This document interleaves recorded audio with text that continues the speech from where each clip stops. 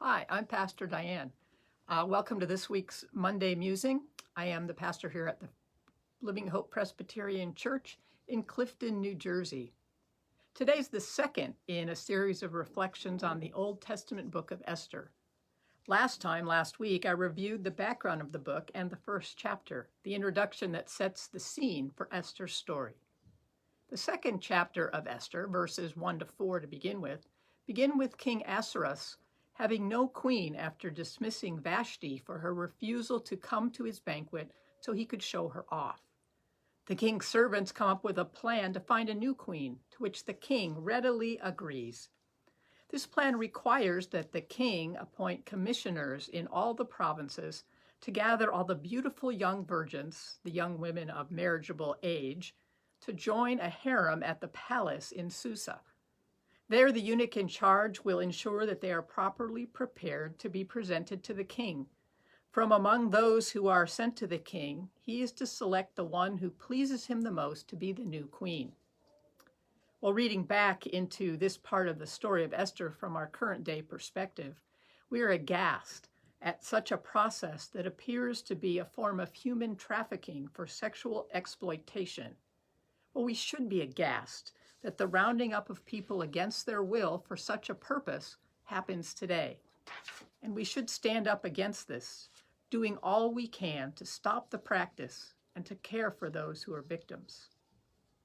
It is uncomfortable to consider the possibility that the Bible condones this practice, but I doubt that the intent of the writer is to endorse human trafficking. Rather, the writer is describing the process by which a new queen was to be found. This is an important backdrop to the story that serves to explain how a young Jewish girl could end up as the queen of Persia. Well, a couple of notes from the New Interpreter's Bible. Some scholars believe that this story couldn't have happened, since it's thought that the Persian king was limited by law to marriage with a woman from one of 7 noble Persian families. This line of thinking assumes that the author of Esther draws not just from the story of how a king would get a queen, but primarily from legend and Jewish tradition to come up with this process. Secondly, there is no sense of coercion recorded in the text here in Esther. It's assumed that the young women would want to become part of the harem to enjoy the benefits of that position and to have a chance to become the queen. In the next 2 verses of chapter 2, we're introduced to the 2 main characters in the story, Esther and Mordecai. Mordecai is introduced first. He is described as a Jew who has a position in the king's court. His standing in the court is an important detail because this position gives him access to check on Esther once she's brought into the palace. Esther's then introduced. She's Mordecai's cousin. But when her parents died, Mordecai adopted her as his daughter. Esther is described as fair and beautiful, making her a perfect candidate for the king's harem. Mordecai was keenly aware of the politics of the king's court. His position gave him access to inside information that would prove invaluable when the time came to protect the Jewish people and alleviate their suffering. Mordecai astutely cautioned Esther not to reveal that she was a Jewish woman. Well, from this introduction of the 2 main characters, the story turns in verses 8 to 18 to how Esther was chosen as queen. She was one of many young women gathered into the king's harem. These women were provided with ample portions of food and a year of cosmetic treatments in preparation for being brought to the king. In reading this section of chapter 2, one verse jumped out at me.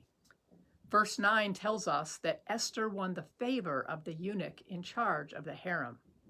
He treats her especially well, ensuring that she received her cosmetic treatments quickly and that she received special food as soon as possible. In addition, Esther was given 7 maids from the palace to attend to her and the best place in the harem. That Esther won the favor of the eunuch is key. She wasn't moved to a place of prominence in the harem because of her beauty or some other thing. She earned her place. There's no reason to believe that Esther did anything deceitful or manipulative to earn the favor of the eunuch. In the rest of her story, Esther is portrayed as respectful and obedient to the king. She earned the trust of her maids and eunuchs enough that they came and reported to her news that was going on outside the palace. She demonstrated compassion for Mordecai and for the Jewish people when their persecution and suffering intensified. Reflecting on Esther's character, I imagine that she treated the eunuch in charge of the harem in the same way she treated others later in the story. She earned his favor and his respect through her words and actions. I would like to think that she treated the other young women in the harem with respect, caring, and compassion as well. If that were the case, there wouldn't really have been a lot of animosity between her and the others when her preparation process was accelerated. Maybe I'm assuming too much about Esther here, but there was a reason that God used her to save God's people. For a woman to be in a position of influence and power was unheard of.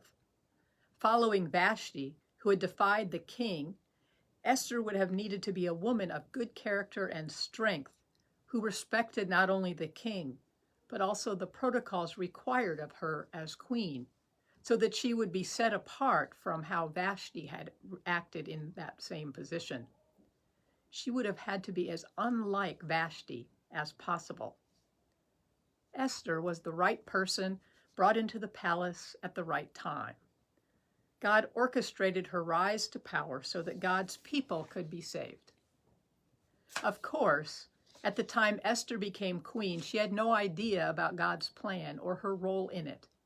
If she'd had that script laid out in front of her, she might have run off and hid rather than allow herself to be brought to the palace when they were gathering up the young women for the harem.